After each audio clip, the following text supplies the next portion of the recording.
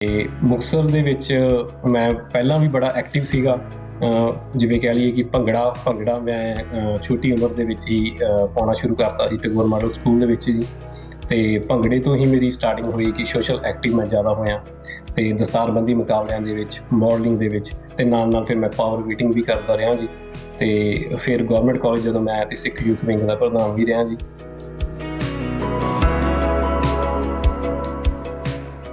ਵਿੱਚ ਜਦੋਂ ਮੈਂ ਇੱਥੇ ਆਇਆ 2009, 10, 11 ਇਹ ਇੱਦਾਂ ਦਾ ਮੇਰਾ ਸਟਰਗਲਿੰਗ ਟਾਈਮ ਸੀਗਾ ਕਿ ਬਹੁਤ ਘੱਟ ਡਾਲਰ ਰੇਟ ਤੇ ਕੰਮ ਮਿਲਿਆ ਤੇ ਜੇ ਮਿਲਿਆ ਹੀ ਮਿਲਿਆ ਤੇ ਕਈ ਜਗ੍ਹਾ ਤੇ ਤਾਂ ਪੈਸੇ ਮਾਰੇ ਗਏ।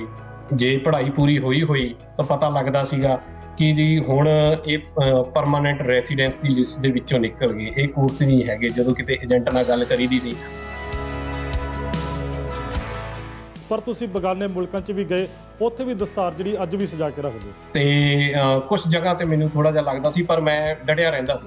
ਜਿੱਥੇ ਵੀ ਮੈਨੂੰ ਫੀਲ ਲੱਗਦਾ ਸੀ ਕਿ ਨਹੀਂ ਇੱਥੇ ਮੈਂ ਕੰਫਰਟੇਬਲ ਫੀਲ ਨਹੀਂ ਕਰ ਰਿਹਾ ਤਾਂ ਮੈਂ ਜੌਬ ਹੀ ਛੱਡ ਦਿੰਦਾ ਸੀ, ਕਿਉਂਕਿ ਮੈਂ ਇਹੀ ਇੱਕੋ ਗੱਲ ਕਹਿੰਦਾ ਸੀਗਾ ਕਿ ਪਹਿਲਾਂ ਮੈਨੂੰ ਦਸਤਾਰ ਪਿਆਰੀ, ਉਸ ਤੋਂ ਬਾਅਦ ਬਾਕੀ ਸਭ ਕੁਝ। ਮੈਂ 7-11 ਪੈਟਰੋਲ ਪੰਪ 'ਤੇ ਵੀ ਕੰਮ ਕੀਤਾ, ਪੀਜ਼ਾ ਡਿਲੀਵਰੀਆਂ ਵੀ ਕੀਤੀਆਂ, ਟਰੱਕ ਵੀ ਚਲਾਇਆ, ਸਿਕਿਉਰਿਟੀ ਦੀ ਜੌਬ ਵੀ ਕੀਤੀ। ਪਰ ਸਿਕਿਉਰਿਟੀ ਨੂੰ ਮੈਂ ਇੱਕ ਆਪਣਾ ਪ੍ਰੋਫੈਸ਼ਨਲ ਬਿਜ਼ਨਸ ਦੇ ਵਿੱਚ ਵੀ ਲੈ ਆਇਆ। ਤਾਂ ਫਿਰ ਸਿਆਸਤ ਵੱਲ ਕਿਵੇਂ ਤੁਸੀਂ ਰੁਖ ਕੀਤਾ? ਇੱਕ ਪਾਸੇ ਜਦੋਂ ਸਟਰਗਲ ਵੀ ਕੀਤਾ, ਇੱਕ ਚੰਗੇ ਮੁਕਾਮ ਤੇ ਪਹੁੰਚ ਗਏ, ਤਾਂ ਫਿਰ ਸਿਆਸਤ ਬਾਰੇ ਕਿਵੇਂ ਸੋਚਿਆ ਕਿ ਹੁਣ ਇਸ ਵੱਲ ਵੀ ਵਧਿਆ ਜਾਵੇ, ਉਹ ਵੀ ਬਾਹਰਲੇ ਮੁਲਕ ਦੇ ਅੰਦਰ? ਇਸ ਵਾਰ ਕੰਪੀਟੀਸ਼ਨ ਇੰਨਾ ਵੱਧ ਗਿਆ ਹੈ ਕਿ 75 ਕੈਂਡੀਡੇਟ ਖੜੇ ਹੋ ਗਏ ਜੀ ਤੇ ਕੰਪੀਟੀਸ਼ਨ ਬਹੁਤ ਜ਼ੋਰ ਤੇ ਆ। ਪਰ ਟੱਚਵੁੱਡ ਜੀ ਪਰਮਾਤਮਾ ਵੱਲੋਂ ਸਾਡੀ ਕੈਂਪੇਨ ਬਹੁਤ ਜ਼ੋਰ ਤੇ ਚੱਲ ਰਹੀ ਆ। ਤੇ ਜਗਬਾਣੀ ਟੀਵੀ ਦੇਖ ਰਹੇ ਸਾਰੇ ਦਰਸ਼ਕਾਂ ਦਾ ਸਵਾਗਤ ਹੈ। ਮੈਂ ਹਾਂ ਜਗਵੰਤ ਬਰਾੜ। ਦੋਸਤੋ, ਜੇਕਰ ਵਿਦੇਸ਼ਾਂ ਦੀ ਗੱਲ ਕਰ ਲਈ ਜਾਵੇ ਤਾਂ ਵਿਦੇਸ਼ਾਂ ਦੇ ਅੰਦਰ ਪੰਜਾਬੀਆਂ ਨੇ ਹਰ ਕੰਮ ਦੇ ਅੰਦਰ ਝੰਡੇ ਕੱਢੇ ਨੇ, ਚਾਹੇ ਉਹ ਟਰਾਂਸਪੋਰਟ ਦਾ ਹੋਵੇ, ਚਾਹੇ ਫੂਡ ਦਾ, ਖਾਸ ਕਰ ਰਾਜਨੀਤੀ। ਕੈਨੇਡਾ ਵਰਗੇ ਮੁਲਕ ਦੇ ਅੰਦਰ ਹੁਣ ਪੰਜਾਬ ਦੇ ਮੰਤਰੀ ਵੀ ਹੈਗੇ ਨੇ, ਬਾਕੀ ਮੁਲਕਾਂ ਦੇ ਅੰਦਰ ਵੀ ਆਲਮ ਕੁਝ ਇਸ ਤਰ੍ਹਾਂ ਦਾ। ਤੇ ਅੱਜ ਤੁਹਾਨੂੰ ਇੱਕ ਅਜਿਹੇ ਨੌਜਵਾਨ ਨਾਲ ਮਿਲਾਉਣ ਜਾ ਰਹੇ ਨੇ ਜੋ ਆਸਟ੍ਰੇਲੀਆ ਦੇ ਅੰਦਰ ਕੌਂਸਲ ਦੇ ਇਲੈਕਸ਼ਨ ਲੜ ਰਿਹਾ। ਤਾਂ ਬਹੁਤ ਛੋਟੀ ਉਸ ਨੌਜਵਾਨ ਦੀ ਉਮਰ ਆ। ਤਾਂ ਪੰਜਾਬ ਦੇ ਮੁਕਤਸਰ ਜ਼ਿਲ੍ਹੇ ਦਾ ਉਹ ਜੰਮਪਲ ਆ। ਤਾਂ ਉਸ ਨੌਜਵਾਨ ਦੇ ਨਾਲ ਗੱਲਬਾਤ ਕਰਦੇ ਹਾਂ। ਸਾਡੇ ਨਾਲ ਜੁੜ ਚੁੱਕੇ ਨੇ ਕਮਲ ਸੰਧੂ ਜੀ। ਕਮਲ ਜੀ, ਸਭ ਤੋਂ ਪਹਿਲਾਂ ਜੀ ਆਇਆਂ ਨੂੰ। ਸਤਿ ਸ਼੍ਰੀ ਅਕਾਲ ਵੀਰ ਜੀ। ਸਭ ਤੋਂ ਪਹਿਲਾਂ ਸਾਰੇ ਜਗਬਾਣੀ ਦੇ ਸਰੋਤਿਆਂ ਨੂੰ ਪਿਆਰ ਭਰੀ ਸਤਿ ਸ਼੍ਰੀ ਅਕਾਲ ਤੇ ਜਗਵੰਤ ਵੀਰ ਜੀ ਤੁਹਾਨੂੰ ਵੀ ਪਿਆਰ ਭਰੀ ਸਤਿ ਸ਼੍ਰੀ ਅਕਾਲ। ਸਤਿ ਸ਼੍ਰੀ ਅਕਾਲ ਜੀ। ਕਮਲ ਜੀ, ਸਭ ਤੋਂ ਪਹਿਲਾਂ ਜਿਵੇਂ ਮੈਂ ਜ਼ਿਕਰ ਕੀਤਾ ਕਿ ਮੁਕਤਸਰ ਦੇ ਤੁਸੀਂ ਜੰਮਪਲ ਹੈਗੇ ਹੋ, ਥੋੜ੍ਹਾ ਜਿਹਾ ਆਪਦੇ ਪਿਛੋਕੜ ਬਾਰੇ ਜ਼ਰੂਰ ਦੱਸੋ। ਉਸ ਤੋਂ ਬਾਅਦ ਹੌਲੀ ਹੌਲੀ ਪਰਤ ਦਰ ਪਰਤ ਤੁਹਾਡੀ ਜਿਹੜੀ ਮਿਹਨਤ ਆ ਉਸ ਬਾਰੇ ਵੀ ਜ਼ਿਕਰ ਕਰਾਂਗੇ। ਹੁਣ ਤੁਸੀਂ ਇਲੈਕਸ਼ਨ ਲੜਨ ਜਾ ਰਹੇ ਹੋ, ਉਸ ਬਾਰੇ ਵੀ ਤਮਾਮ ਗੱਲਾਂ ਬਾਤਾਂ ਕਰਾਂਗੇ। ਹਾਂਜੀ ਵੀਰ ਜੀ, ਮੈਂ ਪੰਜਾਬ ਦੇ 40 ਮੁਕਤਿਆਂ ਦੀ ਪਵਿੱਤਰ ਧਰਤੀ ਸ਼੍ਰੀ ਮੁਕਤਸਰ ਸਾਹਿਬ ਤੋਂ। ਮੇਰਾ ਜਨਮ ਖਿਦਰਾਣੇ ਦੀ ਢਾਬ ਦਾ ਹੈ ਜੀ। ਤੇ ਉੱਥੇ ਹੀ ਮੈਂ ਆਪਣੇ BA ਕੰਪਲੀਟ ਕੀਤੀ ਹੈ ਜੀ ਤੇ ਗਵਰਨਮੈਂਟ ਕਾਲਜ ਮੁਕਤਸਰ ਤੋਂ। ਤੇ ਉਸ ਤੋਂ ਬਾਅਦ ਮੈਂ ਆਈਲੈਟਸ ਕਰਕੇ ਆਸਟ੍ਰੇਲੀਆ ਵਿੱਚ ਪਹੁੰਚ ਗਿਆ ਜੀ। ਤੇ ਮੁਕਤਸਰ ਦੇ ਵਿੱਚ ਮੈਂ ਪਹਿਲਾਂ ਵੀ ਬੜਾ ਐਕਟਿਵ ਸੀਗਾ।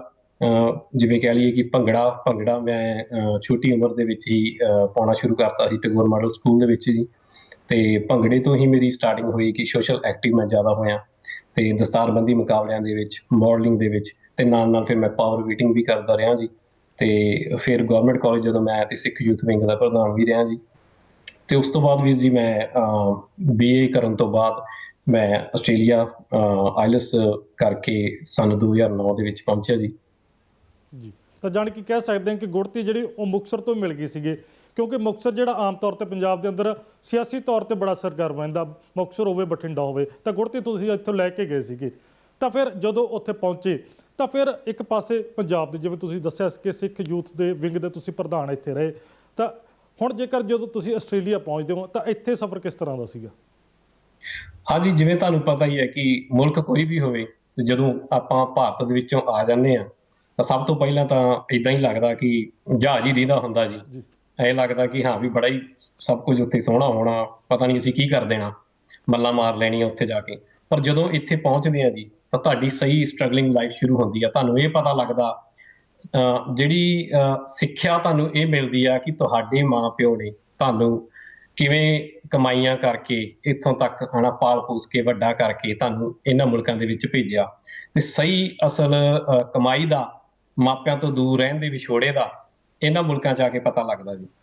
ਤੇ ਮੇਰਾ ਵੀ ਇੱਕ ਏਦਾਂ ਦਾ ਬਾਕੀ ਸਾਰੇ ਵੀਰ ਭੈਣ ਜਿਹੜੇ ਬਾਹਰਲੇ ਮੁਲਕਾਂ 'ਚ ਰਹਿੰਦੇ ਆ, ਉਹਨਾਂ ਦੀ ਤਰ੍ਹਾਂ ਮੇਰਾ ਵੀ ਸਫ਼ਰ ਇੱਕ ਏਦਾਂ ਦਾ ਸੀਗਾ ਕਿ ਸੰਨ 2009 ਦੇ ਵਿੱਚ ਜਦੋਂ ਮੈਂ ਆਸਟ੍ਰੇਲੀਆ ਪਹੁੰਚਿਆ ਤੇ ਸਿਡਨੀ ਦੇ ਬਲੈਕ ਟਾਊਨ ਸ਼ਹਿਰ, ਛੋਟਾ ਜਿਹਾ ਜਿਹਨੂੰ ਆਪਾਂ ਇਸ ਟਾਈਮ ਕਹਿ ਦਈਏ ਕਿ ਪੰਜਾਬੀਆਂ ਦਾ ਗੜ੍ਹ ਮੰਨਿਆ ਜਾਂਦਾ, ਉੱਥੇ ਪਹੁੰਚਿਆ ਵੀਰ ਜੀ। ਤੇ ਉੱਥੋਂ ਮੈਂ ਕਮਰਸ਼ੀਅਲ ਕੁਕਰੀ ਕੋਰਸ ਦੇ ਵਿੱਚ ਮੇਰੀ ਐਡਮਿਸ਼ਨ ਸੀਗੀ। ਤੇ ਨਾਲ ਨਾਲ ਤੁਹਾਨੂੰ ਪਤਾ ਹੀ ਹੈ ਕਿ ਜਦੋਂ ਇੱਥੇ ਸਟੂਡੈਂਟ ਲਾਈਫ ਦੇ ਵਿੱਚ ਪੜ੍ਹਾਈ ਵੀ ਕਰਨੀ ਪੈਂਦੀ ਆ, ਫੀਸਾਂ ਲਾਉਣ ਲਈ ਕੰਮ ਵੀ ਕਰਨਾ ਪੈਂਦਾ। ਤੇ ਉਹ ਹਾਲਾਤਾਂ ਦੇ ਵਿੱਚ ਸੰਨ 2009 ਦੇ ਵਿੱਚ ਹਾਲਾਤ ਬੜੇ ਏਦਾਂ ਦੇ ਸੀਗੇ ਕਿ ਕੰਮ ਬੜਾ ਔਖਾ ਮਿਲਦਾ ਸੀ।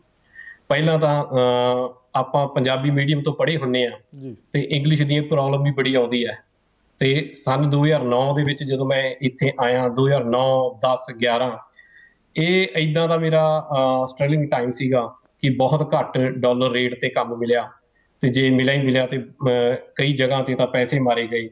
ਤੇ ਨਾਲ ਜੇ ਪੜ੍ਹਾਈ ਪੂਰੀ ਹੋਈ ਤਾਂ ਪਤਾ ਲੱਗਦਾ ਸੀਗਾ ਕਿ ਜੀ ਹੁਣ ਇਹ ਪਰਮਾਨੈਂਟ ਰੈਸੀਡੈਂਸ ਦੀ ਲਿਸਟ ਦੇ ਵਿੱਚੋਂ ਨਿਕਲ ਗਏ, ਇਹ ਕੋਰਸ ਨਹੀਂ ਹੈਗੇ। ਜਦੋਂ ਕਿਤੇ ਏਜੰਟ ਨਾਲ ਗੱਲ ਕਰੀਦੀ ਸੀ, ਕਈ ਏਜੰਟਾਂ ਨੂੰ ਪੈਸੇ ਦਿੱਤੇ ਤੇ ਕੋਈ ਹੱਲ ਨਹੀਂ ਨਿਕਲ ਰਿਹਾ ਸੀਗਾ।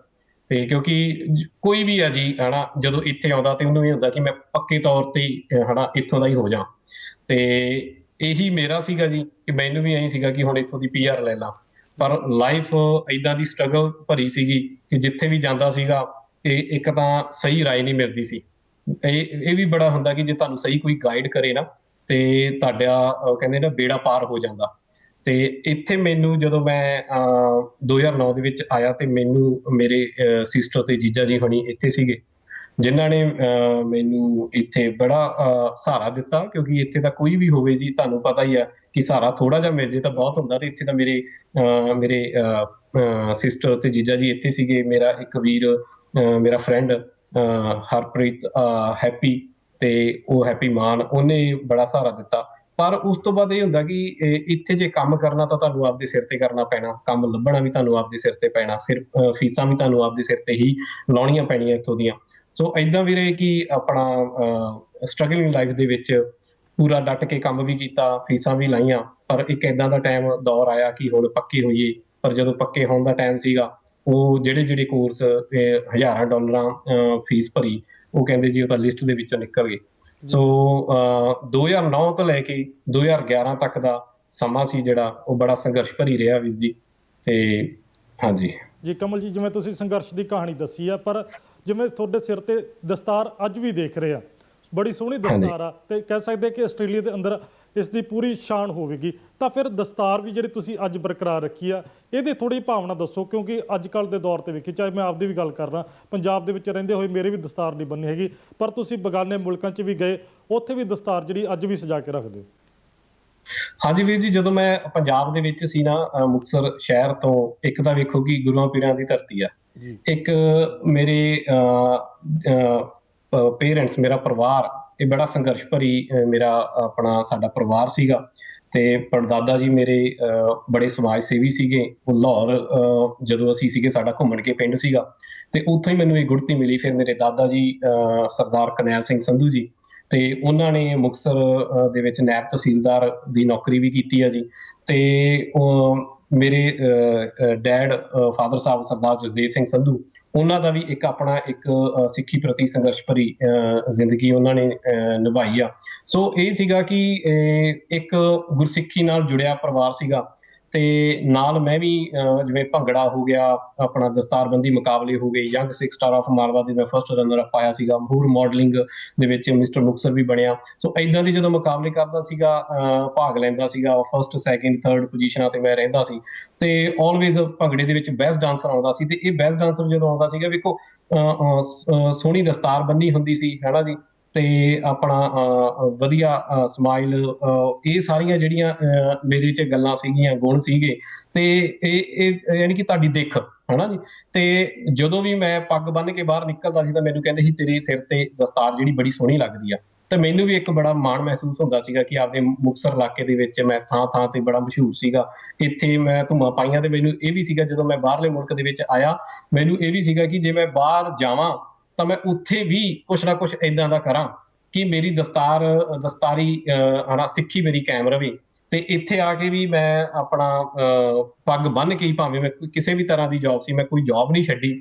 ਹਰ ਤਰ੍ਹਾਂ ਦਾ ਮੇਰੇ ਕੋਲੇ ਲਾਇਸੈਂਸ ਆ, ਹਰ ਤਰ੍ਹਾਂ ਦਾ ਮੇਰੇ ਕੋਲੇ ਸਰਟੀਫਿਕੇਟ ਆ। ਤੇ ਇੱਥੇ ਮੈਂ ਬਿਜ਼ਨਸ ਤੱਕ ਵੀ ਹੁਣ ਮੈਂ ਨਾਲ ਕਰ ਰਿਹਾ, ਪ੍ਰਮਾਤਮਾ ਵੱਲੋਂ, ਵਾਹਿਗੁਰੂ ਦੀ ਬਹੁਤ ਕਿਰਪਾ। ਤੇ ਜਿੱਥੇ ਜਿੱਥੇ ਵੀ ਮੈਂ ਗਿਆ ਹਾਂ, ਥੋੜਾ ਜਿਹਾ ਮੈਨੂੰ ਪ੍ਰੋਬਲਮ ਆਈ, ਜਦੋਂ ਸਟਾਰਟਿੰਗ ਦੇ ਵਿੱਚ ਮੈਨੂੰ ਪ੍ਰੋਬਲਮ ਆਈ, ਥੋੜਾ ਜਿਹਾ ਰੇਸਿਜ਼ਮ ਫੀਲ ਕਰਦਾ ਸੀਗਾ ਮੈਂ, ਕਿਉਂਕਿ ਜਦੋਂ ਦਸਤਾਰ ਬੰਨ੍ਹ ਕੇ ਮੈਂ ਕਿਤੇ ਜਾਂਦਾ ਸੀਗਾ, ਤੇ ਇੱਕ ਤਾਂ ਡਰੈਸ ਕੋਡ, ਫਿਰ ਮੈਨੂੰ ਬਲੈਕ ਟਰਬਨ ਬੰਨ੍ਹਣੀ ਪੈਂਦੀ ਸੀਗੀ। ਤੇ ਕੁਛ ਜਗ੍ਹਾ ਤੇ ਮੈਨੂੰ ਥੋੜਾ ਜਿਹਾ ਲੱਗਦਾ ਸੀ, ਪਰ ਮੈਂ ਡਟਿਆ ਰਹਿੰਦਾ ਸੀ।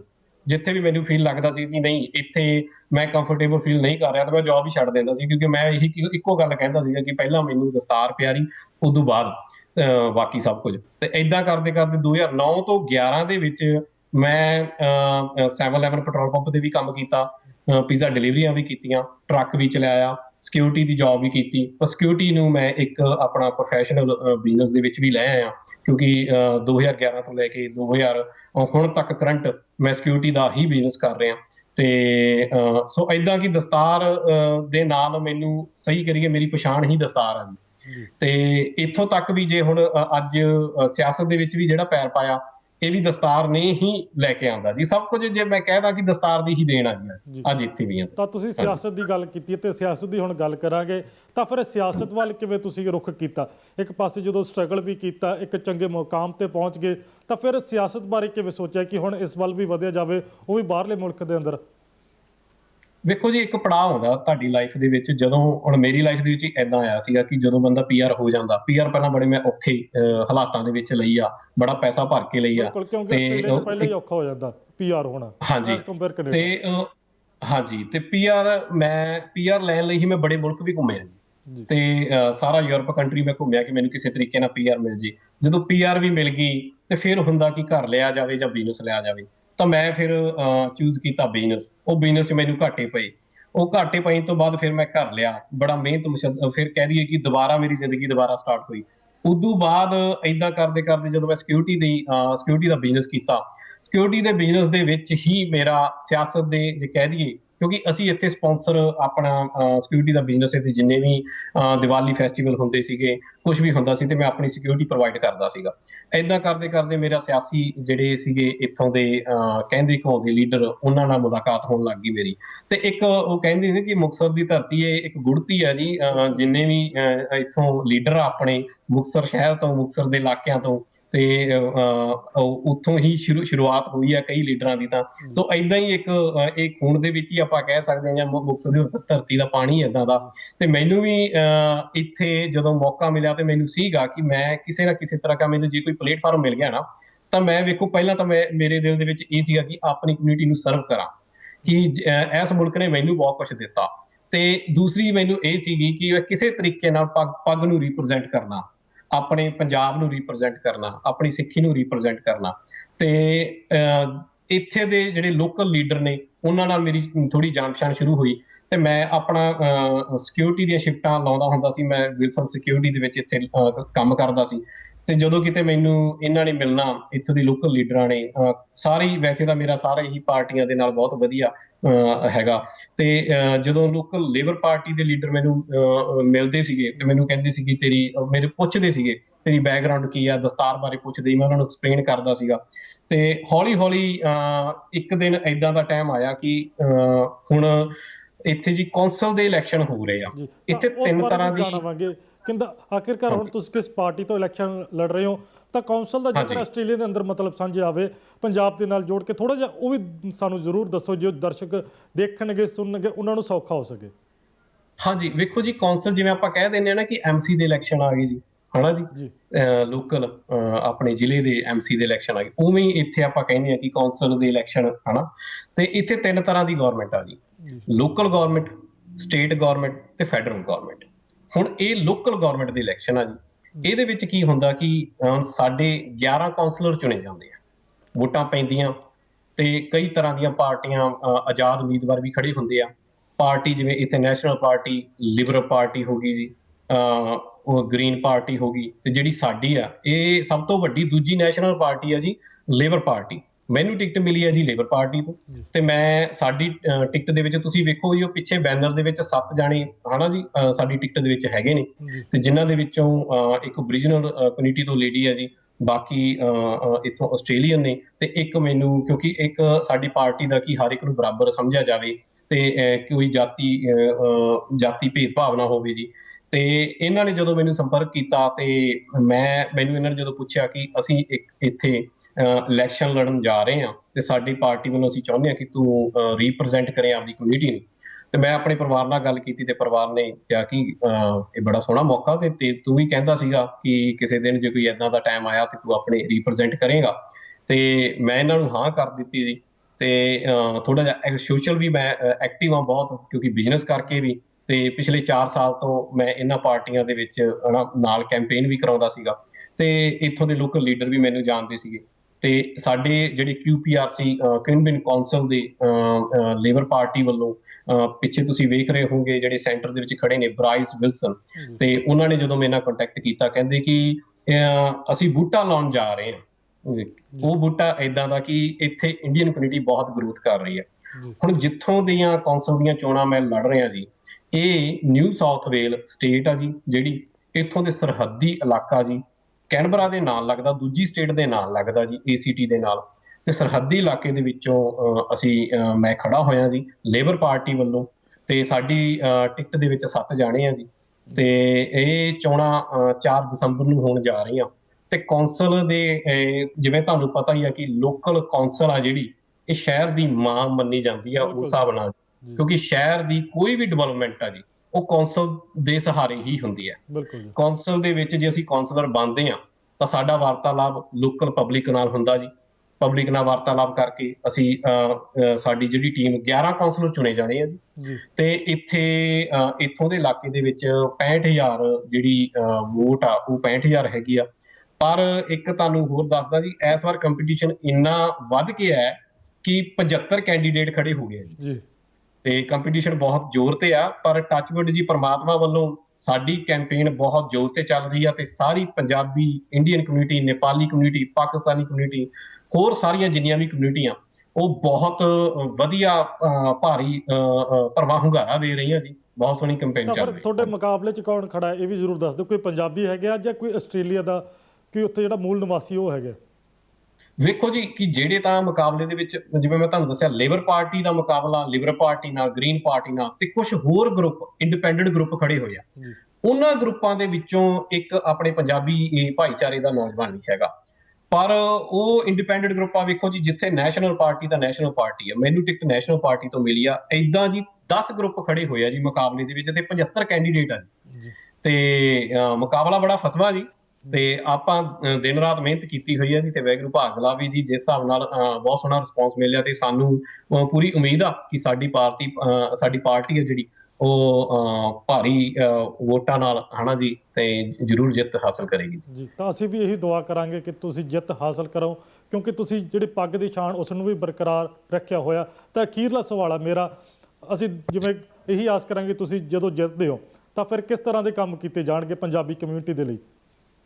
ਵੇਖੋ ਜੀ, ਪੰਜਾਬੀ ਕਮਿਊਨਿਟੀ ਦੇ ਲਈ ਕੰਮ ਇੱਥੇ ਵੇਖੋ, ਸਭ ਤੋਂ ਪਹਿਲਾਂ ਜੇ ਮੈਂ ਤੁਹਾਨੂੰ ਉਹੀ ਗੱਲ ਦੱਸਣ ਲੱਗਿਆ ਕਿ ਜਿਹੜੀ ਮੇਰੀ ਦਿਲੀ ਇੱਛਾ ਸੀਗੀ ਕਿ ਜੇ ਮੈਂ ਪਾਰਟੀ ਦੇ ਵਿੱਚ ਆ ਗਿਆ, ਜੇ ਮੈਂ ਇਲੈਕਸ਼ਨਾਂ 'ਚ ਖੜਾ ਹੋਇਆ, ਕਿ ਜਿਵੇਂ ਕੈਨੇਡਾ, ਅਮਰੀਕਾ ਦੇ ਵਿੱਚ ਵੇਖੋ ਅੱਜ 3 ਪੀੜ੍ਹੀਆਂ ਜੀ, ਅੱਜ ਆਪਣੇ ਪੰਜਾਬੀ ਕਿੱਥੇ ਦੇ ਕਿੱਥੇ ਪਹੁੰਚ ਗਏ, ਅੱਜ ਪ੍ਰਧਾਨ ਮੰਤਰੀ ਤੱਕ ਹਨਾ ਜੀ ਉੱਥੇ ਪਹੁੰਚ ਹੋਈ ਪਈ ਆ।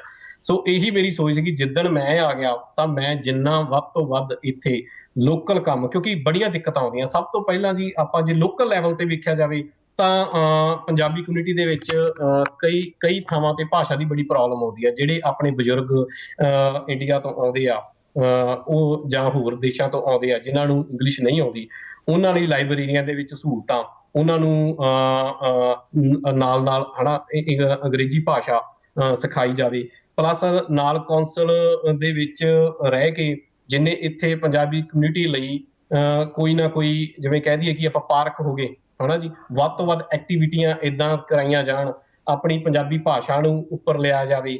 ਤੇ ਨਾਲ ਜੇ ਕਿਤੇ ਪ੍ਰੋਬਲਮ, ਹੁਣ ਜ਼ਿਆਦਾਤਰ ਪ੍ਰੋਬਲਮ ਪਿੱਛੇ ਜੇ ਕੀ ਸਾਹਮਣਾ ਆਪਣੇ ਇੰਡੀਅਨ ਕਮਿਊਨਿਟੀ ਨੂੰ ਕਰਨਾ ਪੈ ਰਿਹਾ ਕਿ ਜਦੋਂ ਰੱਬ ਨਾ ਕਰੇ ਕਿਸੇ ਦੀ ਡੈਥ ਹੋ ਜਾਂਦੀ ਆ, ਤਾਂ ਜਦੋਂ ਉਹ ਇੰਡੀਆ ਨੂੰ ਭੇਜਦੇ ਆ ਜੀ, ਤਾਂ ਉਦੋਂ ਬੜਾ ਪੈਸਾ ਲੱਗਦਾ ਜੀ। ਜੀ ਤੇ ਉਹ ਏਦਾਂ ਦੇ ਹੋਰ ਹੋਰ ਬੜੇ ਕੰਮ ਜੀ, ਹਨਾ, ਪੰਜਾਬੀ ਕਮਿਊਨਿਟੀ ਲਈ, ਆਪਣੀ ਇੰਡੀਅਨ ਕਮਿਊਨਿਟੀ ਲਈ, ਆਪਣੇ ਬਾਕੀ ਭਾਈਚਾਰਿਆਂ ਲਈ, ਜਿੱਥੇ ਜਿੱਥੇ ਜਿਹੜੇ ਵੀ ਕਿਸੇ ਵੀ ਤਰ੍ਹਾਂ ਦਾ ਕੋਈ ਵੀ ਕੰਮ ਹੋਊਗਾ ਤਾਂ ਉਹ ਡਟ ਕੇ ਖੜੇ ਹੋਵਾਂਗੇ, ਇੱਕ ਆਵਾਜ਼ ਬਣਾਂਗੇ।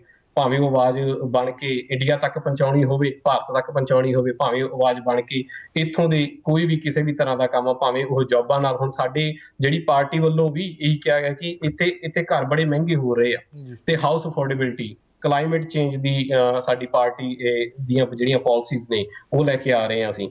ਤੇ ਆਪਣਾ ਨਾਲ ਜਿੰਨਾ ਕਮਿਊਨਿਟੀ ਦੇ ਆਪਣਾ ਜਿਵੇਂ ਕਹਿ ਦਈਏ ਰੀਕ੍ਰੀਏਸ਼ਨਲ ਸੈਂਟਰ ਤੇ ਹੋਰ ਪਾਰਕ ਹੋ ਗਏ, ਪਲੇਗਰਾਊਂਡ ਹੋ ਗਏ, ਚਾਈਲਡ ਕੇਅਰ ਹੋ ਗਏ, ਤੇ ਹੋਰ ਬਹੁਤ ਤਰ੍ਹਾਂ ਜਿਵੇਂ ਰੋਡ ਹੋ ਗਏ ਜੀ, ਇਹ ਸਾਰੀਆਂ ਜਿਹੜੀਆਂ ਕੌਂਸਲ ਜਿਹੜੀਆਂ ਤੁਹਾਨੂੰ ਸਹੂਲਤਾਂ ਦਿੰਦੀ ਹੈ, ਸਰਵਿਸਿਜ਼ ਪ੍ਰੋਵਾਈਡ ਕਰਦੀ ਹੈ, ਤੇ ਅਸੀਂ ਵੱਧ ਤੋਂ ਵੱਧ ਜਿੰਨੇ ਵਧੀਆ ਤਰੀਕੇ ਨਾਲ ਇੱਥੇ ਕਰ ਸਕੀਏ ਕਿ ਮੈਂ ਆਪਣੇ ਫਿਰ ਵੀ ਇੱਕ ਪੱਗ ਬੰਨ੍ਹ ਕੇ ਰਿਪਰੈਜ਼ੈਂਟ ਕਰੂੰਗਾ। ਜਿੱਥੇ ਕਿਸੇ ਨੂੰ ਕਿਸੇ ਵੀ ਤਰ੍ਹਾਂ ਦੀ ਕੋਈ ਦਿੱਕਤ ਆਉਂਦੀ ਆ ਤੇ ਮੈਂ ਹਮੇਸ਼ਾ ਨਾਲ ਖੜਾਂਗਾ ਜੀ। ਜੀ ਤਾਂ ਮੇਰਾ ਇੱਕ ਸਵਾਲ ਹੋਰ ਵੱਧ ਗਿਆ ਤੁਹਾਡੀਆਂ ਗੱਲਾਂ ਬਾਤਾਂ ਦੇ ਵਿੱਚੋਂ। ਹਾਂਜੀ। ਤਾਂ ਜਿਵੇਂ ਤੁਸੀਂ ਕਿਹਾ ਕਿ ਜਿਵੇਂ ਡਿਵੈਲਪਮੈਂਟ ਦੇ ਕੰਮ ਕਰਨੇ ਹੈਗੇ ਆ, ਤੁਸੀਂ ਹੁਣ ਇੱਥੇ ਇਲੈਕਸ਼ਨ ਲੜਨੇ ਹੈਗੇ ਕੌਂਸਲ ਦੇ, ਤਾਂ ਇੱਥੋਂ ਦੇ ਇਲੈਕਸ਼ਨ, ਆਸਟ੍ਰੇਲੀਆ ਦੇ ਤੇ ਪੰਜਾਬ ਦੇ ਇਲੈਕਸ਼ਨ, ਜਾਂ ਕਹਿ ਲਈਏ ਇੰਡੀਆ ਦੇ ਇਲੈਕਸ਼ਨ, ਥੋੜ੍ਹਾ ਜਿਹਾ ਫਰਕ ਦੱਸ ਦਿਓ ਜਾਂਦੇ ਜਾਂਦੇ ਛੋਟੇ ਸ਼ਬਦਾਂ ਦੇ ਵਿੱਚ।